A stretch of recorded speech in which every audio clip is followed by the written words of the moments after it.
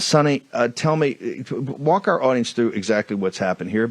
In a moment, you're going to hear one of our Republican representatives, Kris Rodarte, state, in her opinion, I believe, in my opinion, that Senator Sonny Borrelli, Supervisor of District 2 Hildy Angius, and the Elections Director, Alan Tempert, put on a show for the audience on November 20th, 2023, at a Board of Supervisors meeting. Sonny Borrelli is a piece of crap, and I have him on audio recordings being a piece of crap. And I'm going to have to agree with her because Sonny Borrelli and Hildy Angius appeared to have set the whole thing up by allowing a letter to be read by Attorney General Kris Mays. Kris Rodarte, Mohave County taxpayer. What I saw that day was pure kabuki theater. In my view, this was an orchestrated, well-rehearsed public charade. The back and forth discussion, hemming and hawing over legal technicalities, Sonny Borrelli chiming in. Sonny Borrelli, no shit, Sherlock. So after the agenda was called and Travis Lingenfelter had already called John Mallory up to speak, Hildy Angius stopped him and desperately wanted to get his attention because she said that before anyone speaks, she wanted them to hear a letter so that it will, quote, have them thinking in a different direction. So she planned on having this letter read, which was basically a scare tactic, according to Sonny Borrelli. this is exactly the tactic to scare everybody into, if you don't follow orders, you're going to the gulag.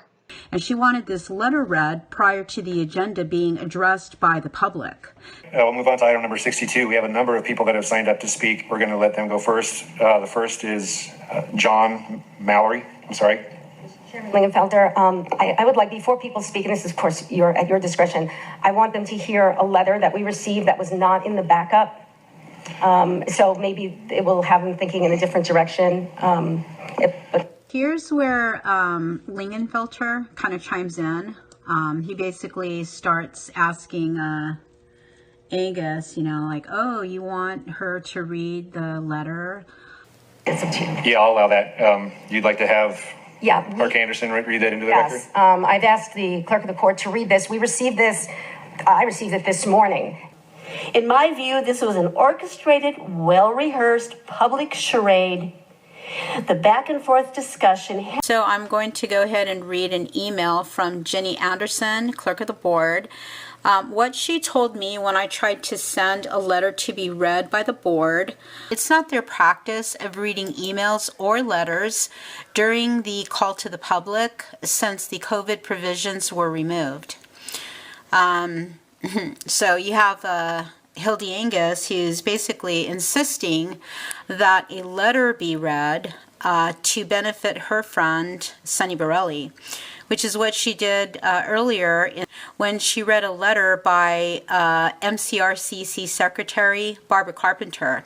Thank you, Supervisor Angus, for reading that into the record. What Hildy Angius failed to do was she actually failed to identify Barbara Carpenter as the MCRCC secretary. Hildy Angius likes to omit pertinent information that the public has a right to know. For full transparency. So the Attorney General could have come to our supervisors meeting to present her information, but instead, Hildy Angius here decided that she was going to make 100% sure that that letter was read. And the reason for doing it, in my opinion, is so that her buddy could actually use that information from that letter. Attorney General Mays, Acting Attorney General Mays, sent a threatening letter to the Mohave County Board of Supervisors because, once again, it was on the table for Mohave County to do a hand count. The rest of the supervisors also got a copy of the letter that Hildy Angius wanted so desperately to be read to the audience. So why didn't any of the other supervisors insist that that letter be read?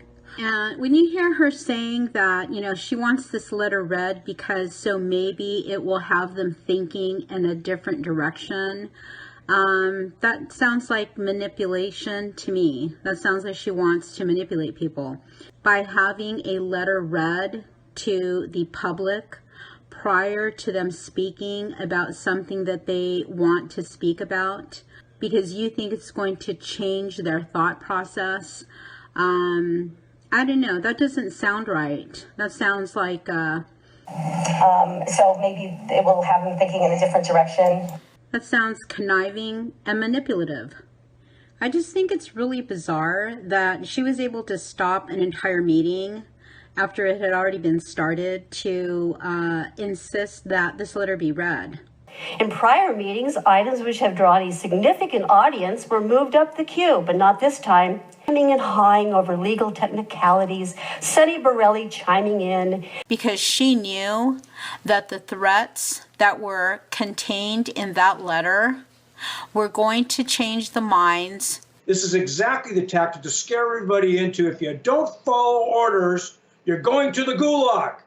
And it also gives her partner, Sonny Borrelli, a chance to go on to the war room with Steve Bannon and make a claim that the letter was scary.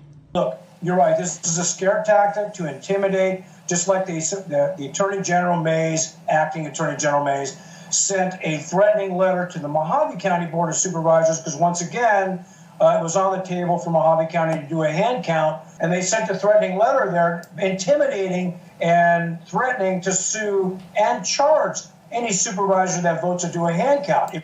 So, because of his friend, Hildy Angius, making sure that that letter was read at the Board of Supervisors meeting, it opened up the door for Sonny Borrelli to claim that Kris May sent that letter out to use as scare tactics as far as filing suit against any supervisor. And they sent a threatening letter there, intimidating and threatening to sue and charge any supervisor that votes to do a hand count if it passed. So if that letter had not been read, Sonny Borrelli would not be complaining about it to Steve Bannon. Sonny, tell me, walk our audience through exactly what's happened here. Kris Rodarte actually pointed it out, and there are several people in agreement with Kris Rodarte that the entire play was a setup. In my view, this was an orchestrated, well-rehearsed public charade. I believe, in my opinion, whether or not Travis Lingenfelter was involved in it or not is not really clear, but he certainly did not put a stop to Hildy Angus's request to have that letter read. Turns out there was a sinister reason, Mr. Chairman. Made it so much easier for you to vote no, gavel down, and skulk out of the building. But you, Mr. Lingenfelter, do not deserve all the blame. There's plenty to go around. And I asked Sonny Borrelli if he would submit voluntarily to an audit of all of his assets, and guess what he said? No. Sonny Borrelli. Yes, that's exactly right. I'd like to know where the money is in case we need it. You don't know. Yeah, I don't know. You actually don't know the names, but I know the money's there. Where's the money, Lebowski? Oh, you want that money, Lebowski? I don't have that kind of money. And I asked Sonny Borrelli if he would submit voluntarily to an audit of all of his assets, and guess what he said? No. Sonny Borrelli. That's between the attorneys and them, so. So you don't know? I can't disclose that. You can't disclose it, or you don't know? It's between the attorney and the donors. You don't know? Yeah, I don't know. You actually don't know the names, but I know the money's there. And if we had gotten it any earlier, it would have been in the backup for full transparency. And I do think it's important for the discussion we're going to have and for maybe the comments that you're going to make. It's a little long. This letter is dated November 19, 2023. And that's why Mark Elias sued Cochise County to prevent that, to get those source codes. was Okay. a report that was actually Hang on. Yeah. You leading Arizona. We don't have a problem with the communists, okay? If I were a communist and I were wanting to steamroll Arizona, I'd be applauding having somebody like Sonny Borrelli out there running freaking herd. Worthless, weak. This is the same guy that called me up when I said I wanted to have First Amendment protected protest out in front of the state legislatures. You know what he told me? Oh, you got to back off. You're going to screw things up, Santilli. And I have it on audio recording, Borelli. Okay? Don't make me go freaking pop the trunk. Pull that out. Right? Play that recording. He's telling me I was going to screw up his legal strategy. What is his legal strategy? I don't know if he had one.